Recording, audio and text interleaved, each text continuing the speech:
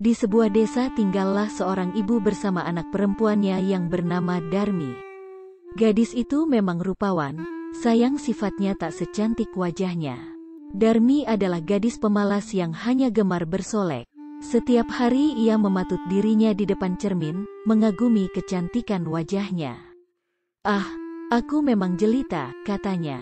"Lebih pantas bagiku untuk tinggal di istana raja daripada di gubuk reot seperti ini."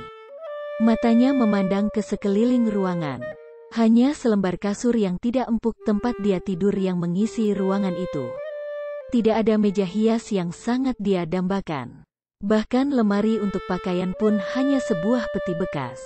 "Sampai kapan aku akan hidup seperti ini?" keluh Darmi dalam hati. "Ibu, tolong belikan aku pakaian dan selendang baru. Lusa akan ada pesta di desa utara sungai, dan aku tak punya pakaian yang pantas." "Bajuku sudah usang semua," kata Darmi merengek. "Bukankah minggu lalu kau sudah beli baju baru? Mengapa tak kau pakai yang itu saja?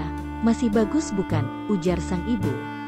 Sang ibu hanya bisa menghela napas panjang mendengar permintaan anak semata wayangnya itu.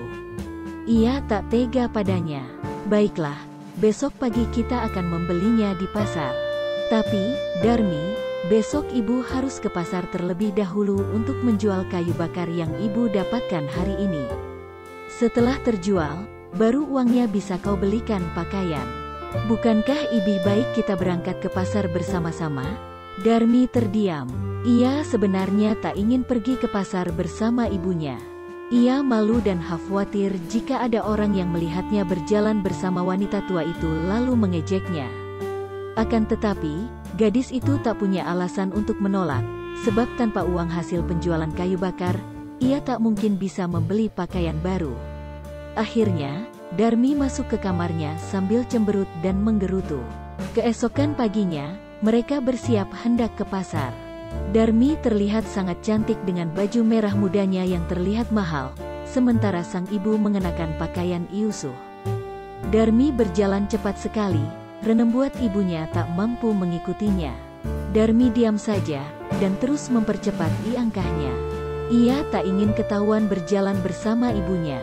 Di tengah jalan, Darmi disapa oleh beberapa orang dari desa tetangga yang menyapanya.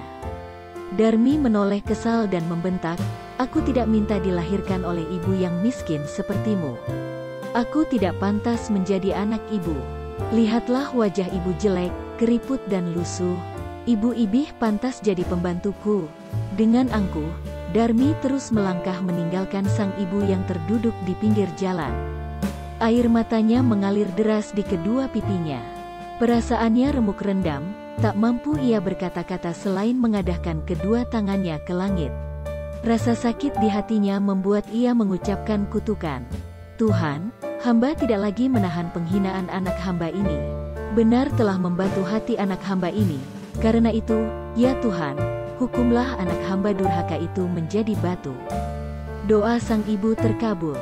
Tiba-tiba langit menjadi gelap, awan biru berubah mendung dan kilat menyambar-nyambar diiringi guntur yang menggelegar. Darmi merasa sangat takut, lalu ia mencoba berlari menjauh. Saat itulah ia menyadari bahwa kedua kakinya berubah menjadi batu.